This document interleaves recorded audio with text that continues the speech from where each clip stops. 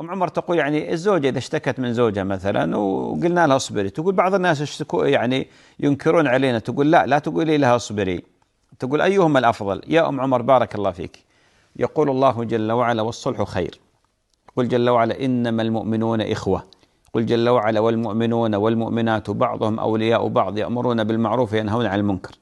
النبي عليه الصلاة والسلام يقول مثل المؤمنين في توادهم وتراحمهم وتعاطفهم كمثل الجسد الواحد إذا اشتكى منه عضو تداعى له سائر الجسد بالسهر والحمى. نصوص القرآن والسنة كلها تشير إلى أن الصلح خير، وإلى أن المرأة والرجل يصبران على بعضهما، والله جل وعلا يقول وعاشروهن بالمعروف، قل جل وعلا ولهن مثل الذي عليهن بالمعروف. نصوص الوحيين تأمر الأزواج إذا حصل بينهم اشتجار أو خلاف أن لا يجعلوا الطلاق هو الحل الأولي، وإنما يجعلوه الإجراء الأخير والنهائي. اقرأوا في سورة النساء، أي امرأة تقول لك يا أختي الفاضلة لا تنصحينها بالصبر، انصحيها بالطلاق، هذه أحد امرأتين، إما أنها جاهلة متخلفة، سامحيني أقول هذا الكلام، جاهلة ما تفقه في دين الله شيء، وإما أنها والعياذ بالله تعاني عقدة.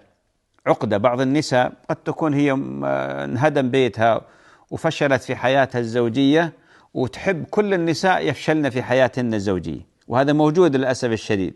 ولذلك تجد بعض الفاشلات تحرض النساء إذا سمعت أي امرأة عندها مشكلة بسيطة مع زوجها تنفخ في هذه المشكلة مثل ما ينفخ الشيطان والعياذ بالله، حتى تكون ورم كبير، وتحاول أن تبعد الزوجة هذه عن زوجها، وهذه والعياذ بالله مندوبة عن إبليس، هذه من رسل الشيطان، لأنه ما في شيء يفرح الشيطان مثل الطلاق، كما جاء في الحديث الذي عند مسلم، ما يفرح مثل ما يفرح للطلاق.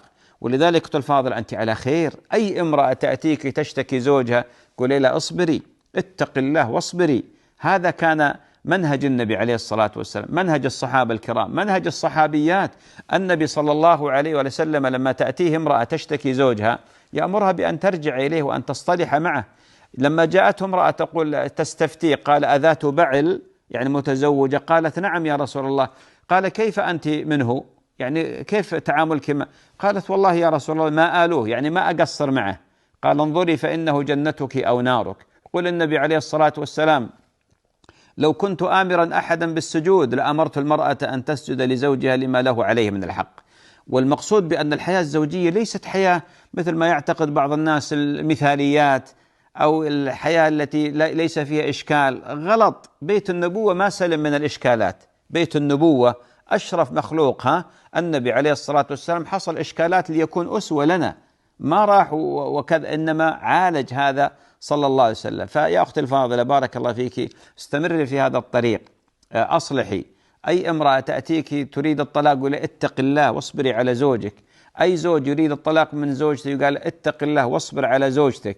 ما في أحد من عندنا معصوم، ما في أحد كامل.